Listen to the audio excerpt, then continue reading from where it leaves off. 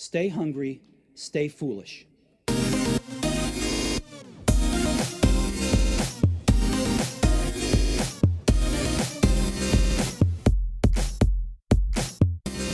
So now on the Innovation Show, it gives me great pleasure to welcome Chris Baréz-Brown, founder of Upping Your Elvis, author of Free, author of Wake Up, author of Shine, and author of How to Have Kick-Ass Ideas. Welcome to the show, Chris. It's great to be on, Aidan. I was telling you, you've been keeping me company. I've been listening to the Shine audiobook for the last couple of days, and it's great stuff. It's spooky to have me in your head for so long. I hope you're recovering. It is, man. I've been having traumatic dreams.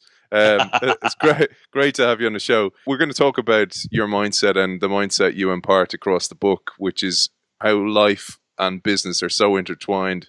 Sort your life out and you'll sort your business out, whether you're a big corporate, etc., with your people. But before we go near that, it'd be great to talk about your backstory because it's a great one.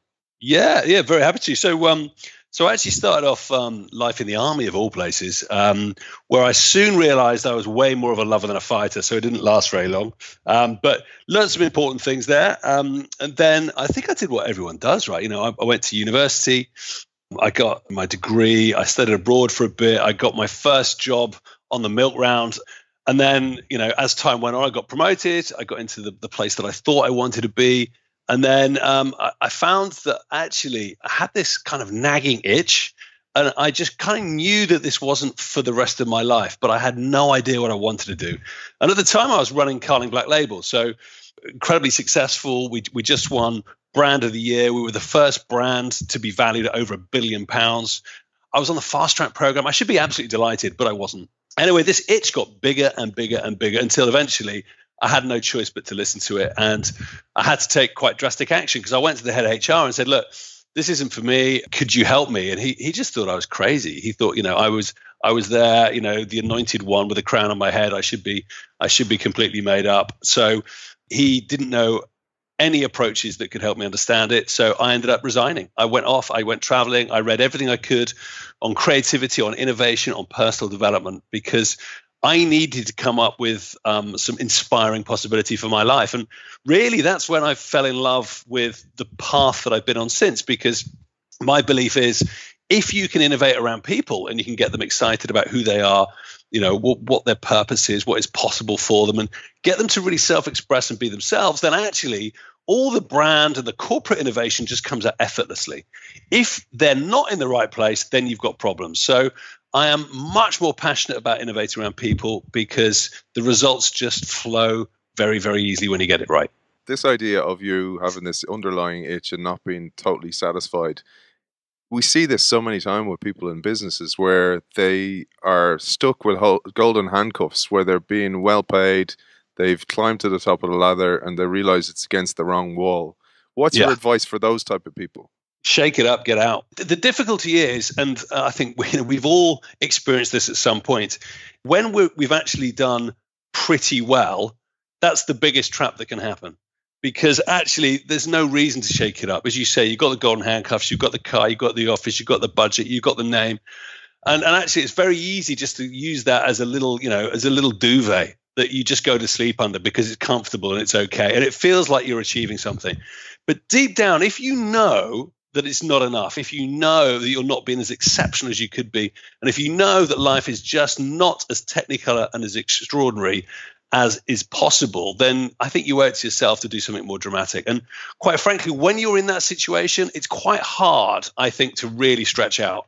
So, you know, do something drastic, chuck it in. You know, you're obviously talented enough. You can come back to that type of job if it all goes horribly wrong. But I would say that, you know, 9 times out of 10, you will find yourself flying much, much higher very, very quickly. And you'll never, ever doubt that decision. Yeah, and it's one of the things you talk about in your books is not to care what people think. Because I find that what people I've talked to, this is the biggest challenge. They care what society thinks, or they seem programmed by what society says they should be doing. Yeah, well, we are. I mean, you know, the way that we learn to get on is we socialize to the norms and we emulate the leaders around us, the people that we think are doing things right.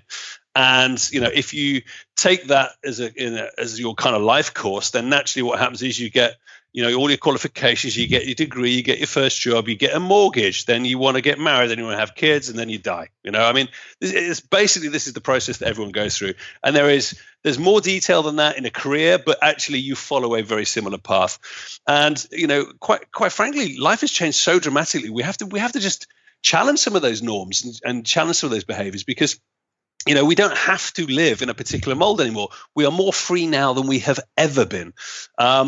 Unfortunately, our subconscious is still looking for all of those cues as to say, right, what is the right thing to do at this moment? What does society want from me? And the subconscious wants that, because actually if we go back, 50,000 years, this is how we got on. This is how we survived in our tribes, by making sure that, the behaviors that we had were similar to other people around us, and therefore we'd be accepted and supported.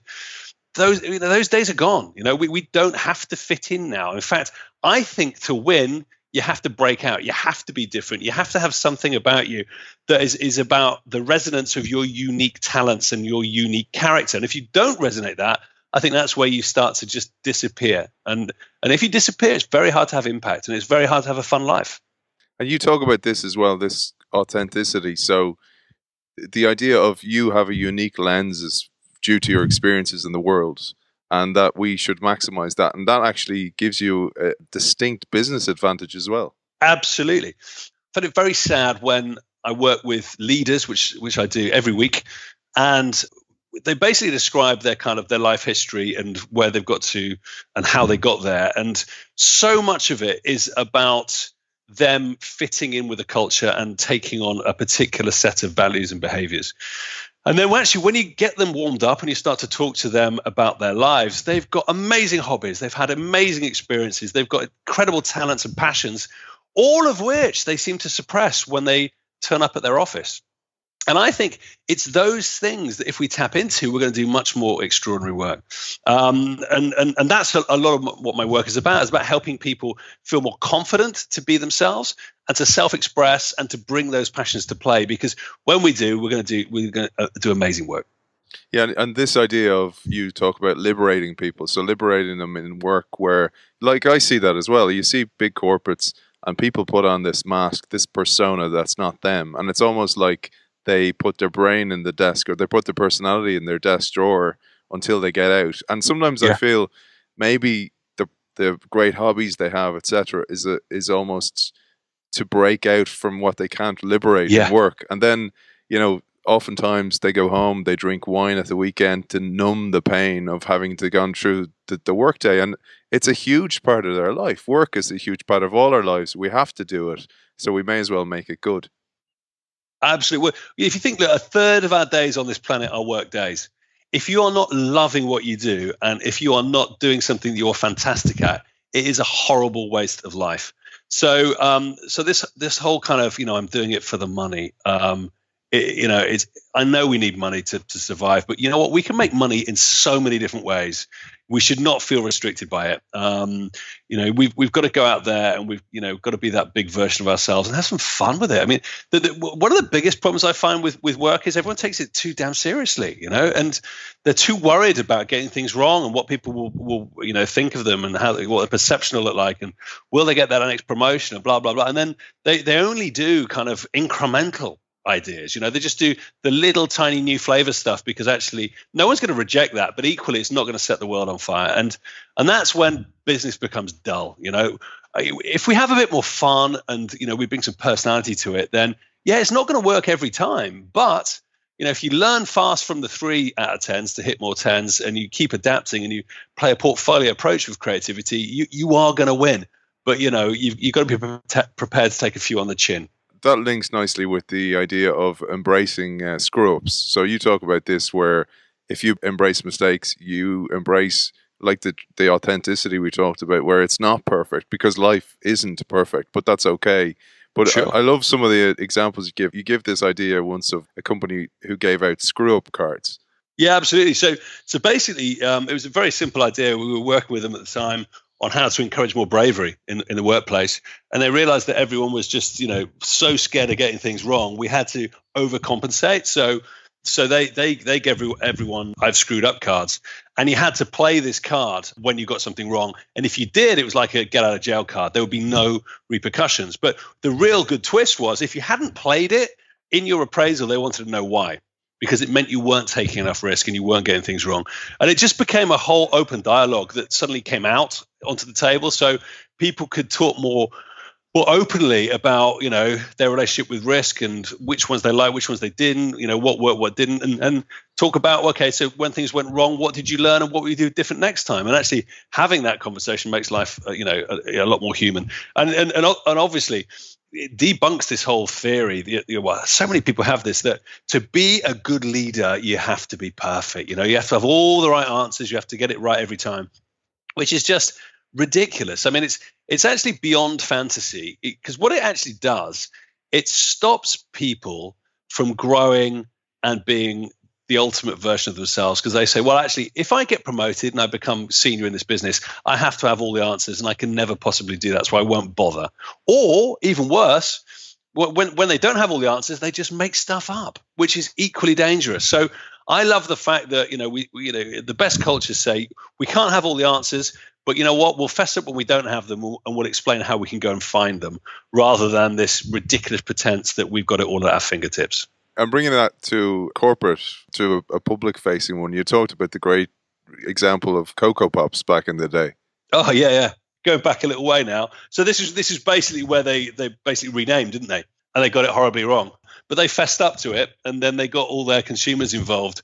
And as a result of it, they got the name back to where it should be. But more importantly, all their customers and consumers were basically going, hey, you're a cool brand. You got it wrong. You fessed up. You got us involved. And actually, there was a better connection to the brand into the future, which, is a pretty grown-up thing to do. And at the time, because that is going back probably about 14, 15 years ago, at the time, that's when brands had to be bulletproof and they never said they got things wrong. So at the time, that was pretty step change. I think people are doing it a lot more now. Going back to going into work, living life on autopilot, because this is what essential theme, that this idea of human transformation that goes through all your work, and that this is one of the biggest crises that we see in work life, is this going into work and living on autopilot. I think it's a big challenge for us all, and it's all really down to the design of our brain and how it works. So we've all had that experience of driving a long distance, arriving at the destination and not remembering large chunks of the journey. And it happens for a really important reason. Our conscious brain uses loads and loads of energy. It's like a V8 gas guzzling machine. It's fantastic for learning things from first principles, but if we use it too often, we tire. So we've probably all had that experience. If we learn a new language or an instrument, we fatigue quite quickly. So we save energy by switching to our subconscious, which in contrast is incredibly fuel efficient. It's like a Tesla, I guess. And the way it saves energy is really straightforward. What it does is it looks around it and says, have I seen something like this before? And if I have, I'm going to assume it's exactly the same and therefore behave in the same way as I did last time. So you sit in the car seat, you recognize the steering wheel, the road, you go, hey, I'm driving. Subconscious takes over. You arrive at the destination, saving lots of fuel and being quite safe. Now, the problem with autopilot is that it doesn't just happen when we drive long distances. It happens every time we do anything that seems like it's habituated or routine. So you go to the office, it's a routine. You sit at your desk, it's a routine. Actually, you go home in the evening with your loved ones, it's a routine. Autopilot takes over. Now, we do need a certain amount of autopilot, otherwise we would fry. The difficulty is over time, it starts to encroach more and more on our life, because obviously when autopilot is in charge, it will only choose things it's done before. If it's given the choice between something new and something old, it will go old every time, because then it can be more fuel efficient. So again, great for saving energy, but not very good for creativity, because actually today as a leader, you need to be able to step back from the busyness and say, what's needed here? Because today is a unique context. It's never happened before. You cannot do what you did yesterday. And that's what autopilot will make you do. It'll make you do the same stuff day in, day out, regardless of the context. So I believe a key skill for us all to be better creatives, but also actually to be happier, is to learn how to escape autopilot, once or twice a day, quite deliberately, so that we can assess, actually, am I using my talents in this unique context in the best way possible for me to feel satisfied and for me to actually make a decent contribution.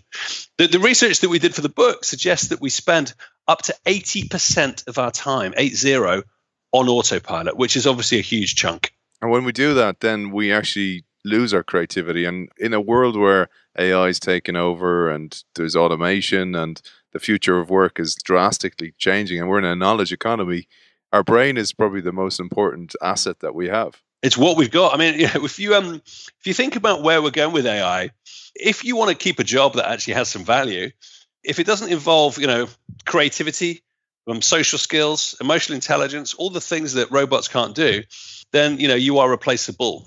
Learning how to dance with the stuff we got in our head is the way to make sure that we are still adding great value to this planet. And therefore, we need to get much better at it. So actually, I think it's a very exciting time to be alive right now. I think what we are learning and how we are, changing the way we add value and how we're tweaking our perception of what work is incredibly exciting right now. But obviously, we're going through that change. And for some people, change is quite painful, which is why people like yourself, Aidan, and myself, we're in demand.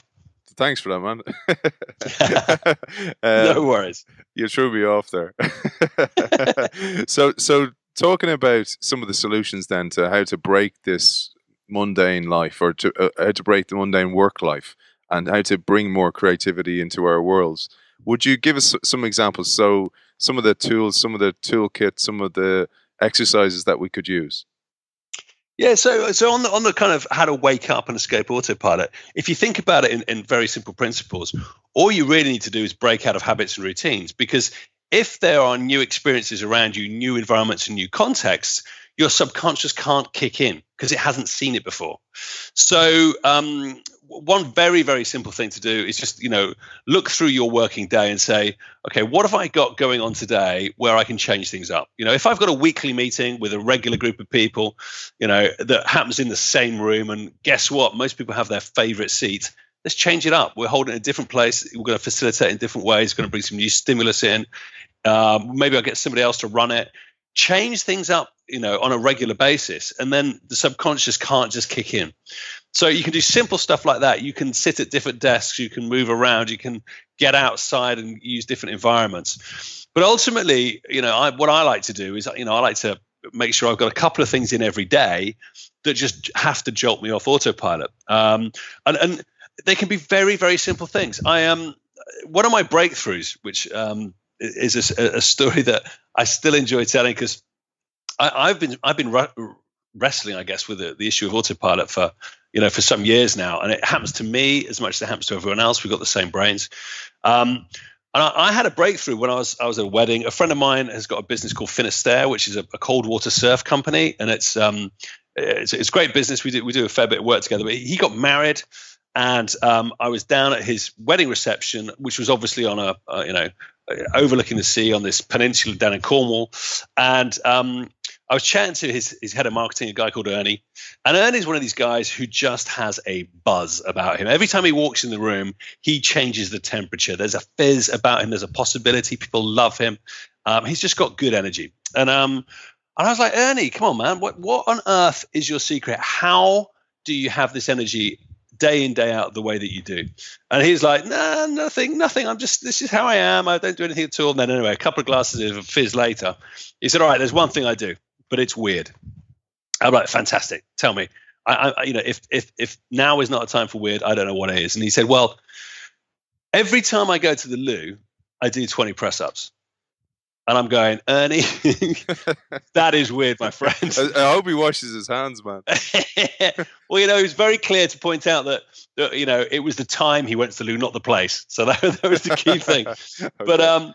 But I said, okay, so how does that help you? And he said, well, two things. And one is it keeps him fit. And if you see Ernie, he's ripped, right? And he never goes to the gym. So he's got great fitness.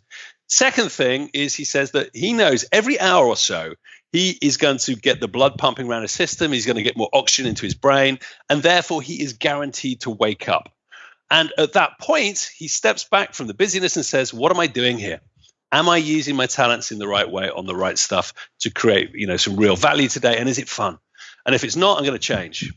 And it just struck me, we all need some little Ernie techniques, little things that you can do every day to help you break off autopilot. And we've just experimented with thousands of people through Psychology's magazine.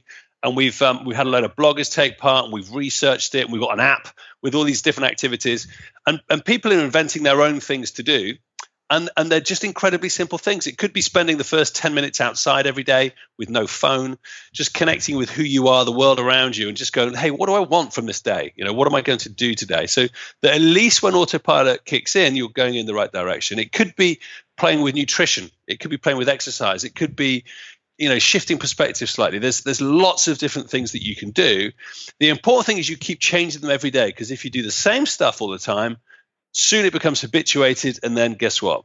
Autopilot takes over again. That piece you mentioned there about Ernie and energy is key, because you talk about this, and if you can exert this energy or impart this energy everywhere you go, and it is a differentiator, especially in some of the big corporates that you work in, that I work in, that are struggling. People are like automatons in these places, and that if you can stand out with that energy, it actually brings energy to the company, and people who don't understand it will try and dampen it. Energy is everything for me. So, Upping Your Elvis, all we really do is energy. And what we do, when I say all we do is energy, is we either bring more energy into the system, or we take the energy that's in there and we make it more positive.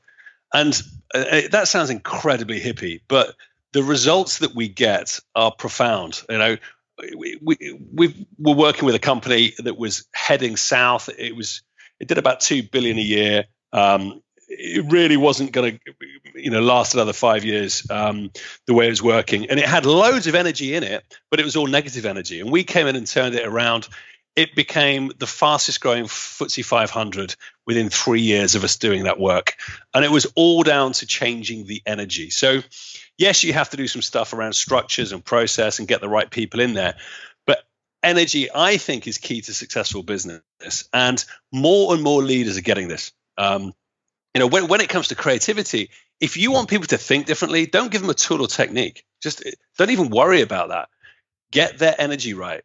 Get them more tuned into who they are, get them to access their subconscious, get them to flow, and you will find that their ideas come effortlessly without any tools or techniques, because the energy is right. Equally, you need to get the energy right for a board meeting. It needs a particular focus, a particular presence, a particular way of being. And so often I will go into business, and because people are doing too much, they don't get the energy right. How many meetings do we go to where, you see a load of people in a room, they don't know why they're there. They don't know who everyone else is. They don't know what's expected of them. They don't know what the vision of success is. They look exhausted. They're late because their last one overran. They've been fueled purely on coffee, and we wonder why the output is rubbish. It's all energy. So, I am massively attuned to energy. I have learnt how to play with energy in lots of different ways over the years. And if there's one thing that I am hugely passionate about, is about helping everyone else realize how to play with it, because then you don't have to just take the hand you're given. There are some days you go into work and you are invincible, and you know that regardless of what happens, you are going to win. And there are other days you go into work and the fact you've run out of coffee is enough for an emotional breakdown. You are the same person on those 2 days, but your energy is different. So, I just want people to understand that they can choose more of those good days. And by doing so, their lives become more extraordinary, as does their work. And this is one of the biggest challenges, Chris. You talked about the energy and tuna, and you mentioned the word hippie-like. And I find this is a big challenge. So even some of the themes that we would cover on the show, people going to go, oh, you're going a bit hippie there. When I talk about the law of attraction or law of vibration and stuff like this. And I know you're a trained Reiki master, for example, and that is all about energy. And when you look at a business and you look at a leader and you look at the paradigm in which business is operating in, it's so hard for people to break out. It's almost like they've been brainwashed a certain way. And it takes a few leaders to wake up themselves in order for the organization to wake up. And one of the problems I'm sure you see the whole time is you'll have somebody wake up within the organization and leave, rather than wake up and actually change the organization, because they don't have the power to do so. I think that was certainly the case, 10, 15 years ago. I know when I started doing this work, I used to teach Reiki actually on some of my leadership courses, but I would call it something like energy management, and I used to do hypnotherapy, but I'd call it visualization, because actually people didn't want that stuff and it didn't belong in business. I now get people phoning me up going, Chris, can we do some of that hippie shit? The world has changed. Yeah. There is an appetite for it now that is way beyond what it used to be, because people have switched on to the fact that actually to do great work, it's not all about the rationality. It's not all about the ROI. The ROI will come if you have faith in it, but you can't just obsess about that. I love the quote that was believed to have been on Einstein's wall, which was, what counts often can't be counted, and what is counted often doesn't count. And I just think that's so true. Leaders now know that there is something called energy in a business, and it is profound, and it probably has more impact on their bottom line than anything else they do, but you cannot measure it. It's not something you can get a little machine and go, what's the energy of the culture like today? But they know it exists, just as they know that love is probably one of the most powerful things on this planet, but again, you can't measure it. And we are still catching up, and it's going to take some time, and we're not there yet, and that's good because I'm loving the work and I don't want it to finish right now. Yeah. But it's exciting because it's changing, and it's changing fast. Turning then to some of the tools, we touched on some of the stuff, like one of the most simplest ones you talk about is tuning into your own state. So going back to the individual now, how we can actually change our own lives is this tuning into state on a daily basis. Yeah, and I think it's a key life skill. So if in Britain you say, how are you? The only polite response is fine. And the truth is we're never fine. There's a lot more going on than that. So what we need to do is have personal awareness of actually how we are before we can have choice of what we do to change it. So a lot of the work that we do is helping people do that more often. And I suppose there's all sorts of different frameworks for it. If you are, quite into energy, then there's probably 7 foundations to your state and how you are. I tend to work with 4 because they're quite easy and people can get them. And they're words that people have heard many, many times, which is basically your physical, mental, emotional, and spiritual energy. And if you learn to check in on a regular basis every day and just take a deep breath, put a smile on your face and just go, right, physically, how am I right now? Am I in the right place to do the work I need to do, or is there something I need to do to change it? Then you can do something very deliberate. Often I'll go, okay, I've been sitting for a little while working. I need to move. I need to get up and stroll around. I mean, I'm talking to you now, strolling around, looking out at the sea with the sun coming in. Physically, I'm feeling good because I'm deliberately doing that to make sure I'm processing well. But then you might say mentally, okay, how am I feeling? Do I have focus and clarity? Am I open to possibility, or I'm a bit muddled, am I a bit confused, am I distracted? What do I need to do mentally, emotionally, equally, and spiritually? And I think when you get fluent in those 4, or when you get attuned to them and sensitized to when they are working for you versus not, then you can do deliberate actions to make sure that you change them. And they're not big deliberate actions. It might just be taking a time out. It might be just phoning a friend for a quick chat. It might be just making sure you're hydrated. But we need to constantly keep tuning those, because they are constantly changing depending on what's going on outside of us and what's going on in our mental processing. And therefore, they can go out very, very quickly. The important thing is you're in control of it, so you have a chance to get it back. And the best people I work with become incredibly good at that, because then they know that they've got a better chance to win. And the app helps you with this as well, doesn't it? I mean, the app is like, capture those moments when you're feeling great, capture the moments you're not feeling great, and just use it as almost a GPS for life.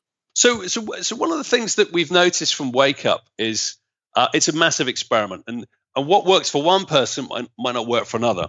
So what we're encouraging people to do is just to try stuff out with a positive energy, and then every time they do something, there's a very simple way just to basically land the feedback, so they can see how it's impacted them physically, mentally, emotionally, spiritually. Over time, it learns what you like, and it starts to give you better insight into what you can do that fits your personality and your energy type, so that you've got more of a chance to do stuff that is actually advantageous. And then obviously you can then follow other people who are like you.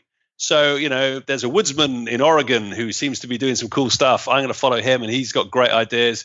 And that's just made my life a bit richer. And then hopefully some people follow me and I'll give them some ideas. And then the community aspect kicks in. So we've only got about 10,000 followers on it so far, but everyone who's on it is adding to the vibe. And it's about to go quite large, because what we're doing is we're taking the Wake Up app, we're taking the Wake Up approaches, some video content, some events, and we're putting them into organizations as part of their kind of well-being programs.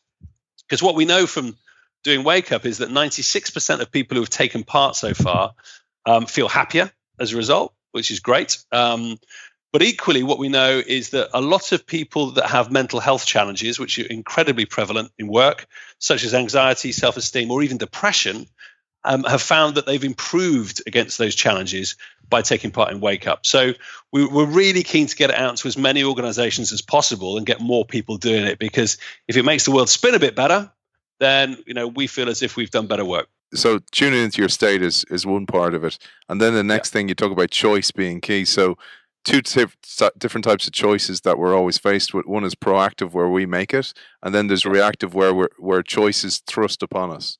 Yeah, absolutely. So I think when we start to become reactive, I think that's a big clue that autopilot is taking over. Because when our subconscious is managing stuff, we are reactive. When we're off autopilot and we're being conscious, then we can respond, which means we can consciously say, in this situation, what do I want to do, rather than the knee-jerk reactions that we often take. So actually, understanding the way that the world impacts us actually gives us a clue as to whether we're on autopilot or not, which then hopefully will help us make better choices and get more conscious. And another thing you talk about, Chris, is this idea of forced serendipity. So putting yourself in the opportunity for serendipity. You remember your story about the Dolphins, for example? Yeah. Yeah. I am a huge believer that we resonate a particular energy, and we often don't necessarily think about what that is. If you get particularly clear on who you are, what you're passionate about, what your intentions are for the day, the week, the month, your life, then resonate it more. I think it attracts other people in the same energetic sphere. So you can attract, I think, opportunities, talent, fun, all sorts of things to your life if you just learn to do that. And the Dolphins one was a classic where I think this is the story when I was studying Reiki in New Zealand, right? That's it, man. Yeah. So I was there. I decided, actually, I had a very strange experience where I had a psychic girlfriend and her father was psychic, and they kept saying that I was going to become a healer. And I said, don't be stupid. That really is hippie. I've just left the army. I'm all into maths and science. Anyway, one day I got hot hands after coming back from the pub, and a friend of mine had a bad shoulder. And because I'd had a couple of pints, I went, don't worry, I'll fix it. And within a minute, a 3-month-old injury that was quite profound was completely gone. At which point I went, oh my Lord, I don't know what this means, but I have to recalibrate everything that's going on. Anyway, I researched hot hand healing, heard about Reiki, and I thought, hey, I should learn about that. And I was in Queenstown in New Zealand, and I just got into this idea of Reiki. I got off the bus, and there was a big sign in front of me, right in front of the bus, saying Reiki course this weekend, where I went to learn. And I had this, this rather crazy Reiki weekend where you do all these visualizations and stuff, and you learn how to manage energy and play with it and help others. And in one of my visualizations, there are all these dolphins, and I had this very cool visualization. Came straight from that, bumped into this guy who I'd never met before, and we'd just been kind of, until that weekend, and we just started chatting, and he just said, dolphins, which is just kind of one of the most bizarre experiences. Anyway, we ended up being great friends. He ended up helping me understand a lot more about energy, and it was that energetic connect that I'm sure came from the fact that I put it out there. Now, for a lot of people, they're going to go whoop whoop, but I'm sure you've all had those moments where you've had deja vu, or you phone somebody and they're going, hey, I was just about to phone you. There's so many times that these little energetic nudges happen in our lives, and we don't make a big deal out of them. So if they're happening all the time without us putting it out there, then if you put it out there, obviously you get a bit more resonance, you get a little bit more happening. So yeah, I'm a big believer in it. I listen to those itches, to that gut feel, to that intuition, because it's always telling me something useful. And I think the best leaders I know have a beautiful balance of rationality and intuition. And it's that balance that I think helps them make much better work happen. And you mentioned Einstein, for example. I mean, he was a huge believer in this. And, you know, because he did so many rational things, what we perceive as rational in the world, it's accepted that he had this irrational side to him. And my brother's also a Reiki teacher. He teaches here in Ireland, and he's one of the leading guys in Ireland. The stories I hear him tell are phenomenal, of people self-healing, etc. I think it's so intertwined with business. You're starting to see the difference now. You're starting to see business more open to the fact that energy is everything within a business. But also there's this thing you talk about, which is the filters we have. When we change the filter of something that happens us and we reframe it as a positive, good things can happen. And again, I suppose it's focusing on the positives. Yeah, so there's a load of research that has been done around positivity. And you know, we've all experienced it, haven't we? We know certain people, when they come in the room, the very hope disappears. You know, we know them, right? And then there's other people that can come in and, you know, everything's gone horribly wrong, but they can turn that into a party. And I know who I want to play with. It's the latter, because, you know, they've got more positivity. Therefore, there's more possibility. Therefore, we're going to have more fun doing it, and we're going to create something interesting and new. And that's what I think people want. You know, we want that type of leadership. So I think being positive, it gives you an unfair advantage as a leader, which is great. It also makes you more insightful. We know that. It helps people sell better. It helps doctors, would you believe, diagnose more accurately and more quickly if they are in a positive state of mind. But, you know, we don't need to go through lots of research on it, because we know it, because we feel it all the time. And our brain has the ability to be incredibly positive. However, it's actually got an inbuilt negativity bias. So if we go back that 50,000 years, our brain has only developed about 10% in that time. So our brain is actually designed to be, you know, a caveman or a cavewoman. And number one on your survival list as a caveman or cavewoman is survival. So what we developed brilliantly was a negativity bias. So if a bush was rustling in the distance, we would assume it was a saber-toothed tiger that was coming to eat us, all right? And actually, we'd react to that incredibly quickly with a fight, flight, freeze mechanism. And actually, the faster we react to it, the more chance we've got to survive. Now, the fact that 9 times out of 10, when that bush rustles, it's our mate Bob coming back from a hunting expedition. If I assume it's really dangerous, I survive anyway, right? So brain would prefer to imagine everything is dangerous, because then we will survive. Now, that was a brilliant mechanism 50,000 years ago, but, you know, we don't have the same challenges today. There are no saber-toothed tigers, there are no dinosaurs. But our brain does the same thing. But today, what our brain does, it gets scared about change. It gets scared about newness. It gets scared about ideas, new people, new situations, new places. Therefore, we have this negativity bias kicking in all the time that we engage in anything that could potentially be dangerous to us in that perception. So we have to work really hard to be positive. We have to work deliberately to say, actually, this new situation that I'm facing, there's good in there. Yeah, there's something in there for me. There's something in here for the planet. And that, I think, can only really happen when you are being conscious, when you breathe well, when you get your state right. Because when you're on autopilot, the caveman brain will kick in, and the caveman will say, danger, let's just do what I've always done and get away from that newness. Moving on, you talk about the idea of going with the flow. When you're in this idea of resisting that caveman brain or that negativity brain, you're in this state of resistance. But you talk about actually going with the flow, and you give a great story about your mate with the Ray-Bans. Yeah, Paul. So yeah, it's a lovely story. He brought some brand new Ray-Bans on holiday. He was jumping about like an idiot in the waves, as we so often do, while still wearing them. And obviously he lost them into the sea. And he struggled to look, and he struggled to find, and he couldn't find them anywhere. And it was all very effortful, and it was all a bit panicky. And then he just lay on the top of the water and just noticed where the current took him. And obviously the current took him where it took his Ray-Bans, and before long he was reunited by his precious with his precious eyewear, and all was well again. But it's a nice story of us not pushing harder and struggling, because quite frankly, trying to control the world around us is an impossible task, and we can lose so much of our own energy and I guess our belief and our drive if we're constantly leaning in and pushing hard.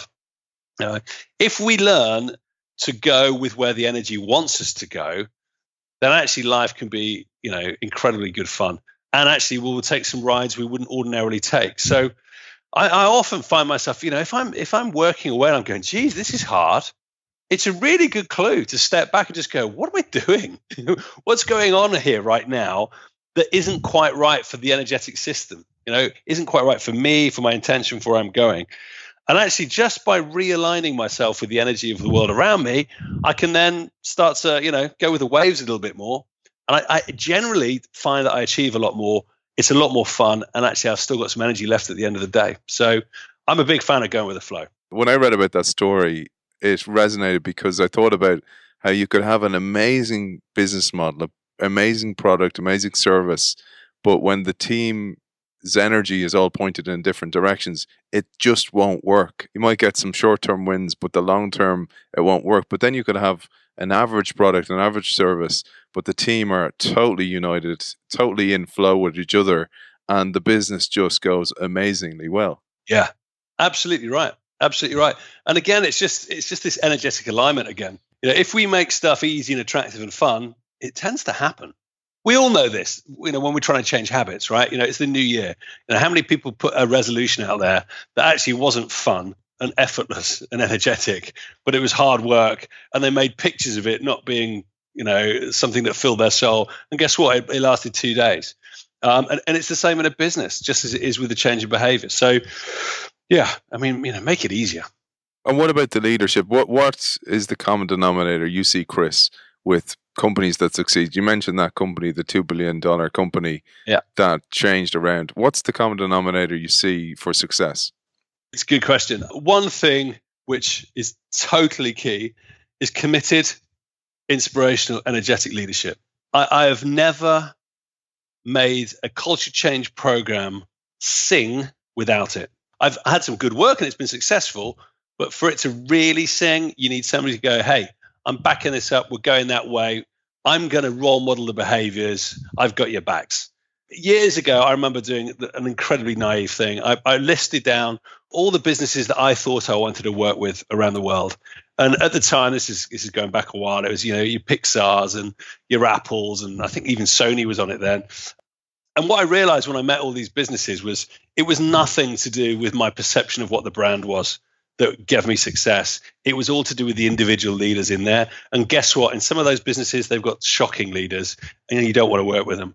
At the time, the most inspirational leader that I was working with was, would you believe, working for Kimberly-Clark, okay, which is not a particularly sexy business, but he was a very sexy leader.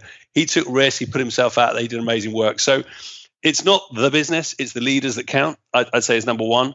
I think there needs to be a need as well. The worst companies for change are the ones that are doing too well, and they don't feel the pain of where they're at, and they don't get excited about where they could be. So if it's a very successful business, I have to work much harder on them seeing the possibility than those that have already got a bit stuck, and there's a good reason to change. So that's another factor. And then it all comes down to the people. There are some companies that seem to attract just more fun, interesting, creative talent than others. I don't tend to find I have the most amazing time working with finance companies. Don't know what it is, but the people there seem to be incredibly stuck, all about being risk averse, all about looking at the numbers, hierarchy beyond belief, bureaucracy beyond belief, and therefore it's like wading through treacle. Yeah. Whereas companies that are a bit more fleet of foot, a bit more present, a bit more a bit more about today, they seem to be much more up for it. So yeah, those are a few factors. Interesting. And then coming on from that, so one thing you talked about, this is a really exciting time to be in business and be in life. And you talked there about also the companies are doing so well, obviously have difficulty in seeing upcoming problems. You mentioned this as well in Shine. It's also what happens in life, because we're at this point in life where our basic needs are met like never before. Yep. Every moment is filled. We have distraction always in our lives, that it's actually difficult to take a step back and tune in to what might not be right. Life is happening faster and faster. If you say to people, hey, are there more demands on your time and attention now than 10 years ago? Everyone says yes. And if you say, do you think that's going to slow down in the next 10 years? They'll go, no. It's just going to speed up. And that's just the reality. That's where we are right now. And when we're busy, autopilot kicks in a lot, because it has to help you filter out all these demands on your attention. And you can't do all that consciously because you can't focus on it. So therefore, a lot of stuff goes into your subconscious. Therefore, autopilot is at the helm for a lot of the time. So actually, I think we're more challenged to step back from this busyness and ask, actually, what's working, what's not? What can I change up than ever before? And actually, when you surround yourself with the comforts of life, and I say the comforts of life, which is, we got shelter, we got amazing nutrition, we can travel, we can go on holidays, we can surround ourselves with entertainment 24/7. We got social media, we're constantly connected. We can ask a question and get an answer immediately. I mean, it's an unprecedented time, and quite frankly, life expectancy is getting longer and longer because we've got all the science to do it. So the need to really take things up a level, you could say, is not really knocking on our door.